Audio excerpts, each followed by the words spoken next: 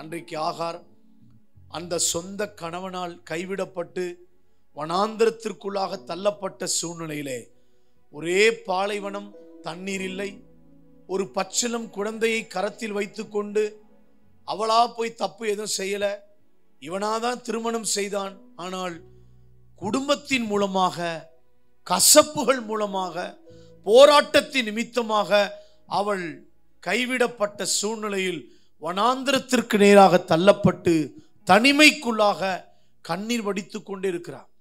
ஒரு பக்கம் பயங்கரமான உஷ்ணம், வெயில், ஏராளமான வெயில். பாலைவனம் எப்படி இருக்கும்? கொஞ்சம் வெயிலை நம்மால் தாங்க முடியல. ஒரு பச்சை குழந்தையை கையில் வைத்து கொண்டு, சாப்பாட்டுக்கு வழி இல்லாமல், இருப்பதற்கு இடமில்லாமல், உடுத்துவதற்கு உடை இல்லாமல், ஒன்றுமே இல்லாமல் வெறுமையாக அந்த வனாந்திரத்திலே பச்சை குழந்தை வைத்துக் கொண்டு, நான் இனி எங்கு போவேன்? என்னுடைய எதிர்காலம் என்ன? என் பிள்ளையின் வாழ்க்கை சூழ்நிலை எப்படி? நானால் திருமணம் செய்யல, அவர்களாக திருமணம் செய்து இன்றைக்கு சூழ்நிலை நிமித்தம் என்னை கைவிட்டு தனிமையாய் விட்டு விட்டார்கள், என்னை ஒதுக்கி விட்டார்கள், ஓரம் கட்டி விட்டார்கள். இனி என்னுடைய வாழ்க்கையின் நிலைமை என்ன என்கின்ற ஒரு பெரிய அங்கலாய்ப்பு இந்த மகளுக்குள்ளே. தேம்பி தேம்பி, ஒரு பக்கம் வெயில், அந்த குழந்தை சூடு சரீரத்திலே படுவது நிமித்தம் அந்த பச்சை குழந்தை அழுகிறது. இன்னொரு பக்கம் சூழ்நிலைகள் எல்லாம் நினைத்து இந்த சகோதரி ஆகார் கண்ணீர் வடித்துக் கொண்டே இருக்கிறார். எங்கு பார்த்தாலும் இருள், குடிப்பதற்கு தண்ணீர் இல்லை, ஒரே மனவேதனை. இனி வாழ்க்கை அவ்வளவுதான் என்று நினைத்த அந்த மகள் வடித்த கண்ணீர், தேவன் அவளுடைய கண்ணீரை கண்டார் என்பதை ஆதியாகமம் 16வது அதிகாரத்தில் நாம் வாசிக்கிறோம். அந்த தேம்பி அழுத அந்த கூக்குரலின் சத்தம் ஆண்டவருடைய செவிகளிலே கேட்டது என்பதை நாம் வேத புஸ்தகத்திலே படிக்க முடிகிறது.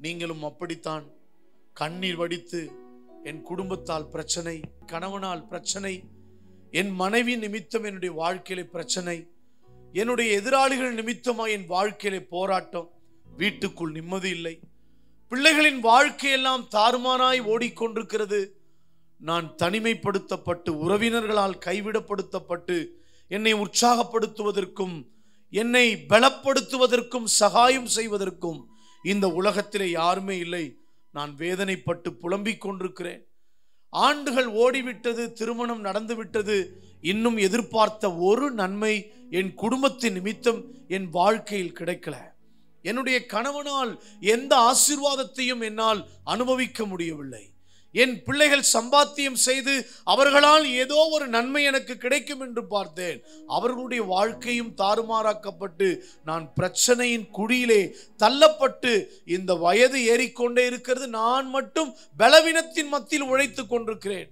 ஒரு பக்கம் வலி, ஒரு பக்கம் சரீரத்தில் பலவீனம், என்னுடைய காரியத்தை யாரிடத்திலும் சொல்ல முடியவில்லை, நான் ஒரு அங்கலாய்ப்போடு ஆகாரை போல தனிமையாய் கண்ணீர் வடித்துக் கொண்டிருக்கிறேன், என் கண்ணீருக்கு யார் பதில் கொடுக்க முடியும் என்கின்ற வேதனை அநேக பிள்ளைகளுடைய வாழ்க்கையிலே இன்றைக்கு எழும்பிக் கொண்டே இருக்கிறது.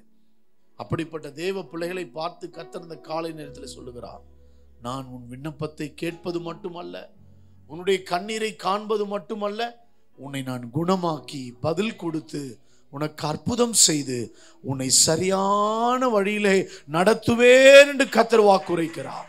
நீதியின் பாதையில் நடத்துவேன் என்று கர்த்தர் வாக்குரைக்கிறார். நானே உனக்கு முன்னே சென்று கோணலானவைகளை செவையாக்குவேன் என்று கர்த்தர் சொல்லுகிறார்.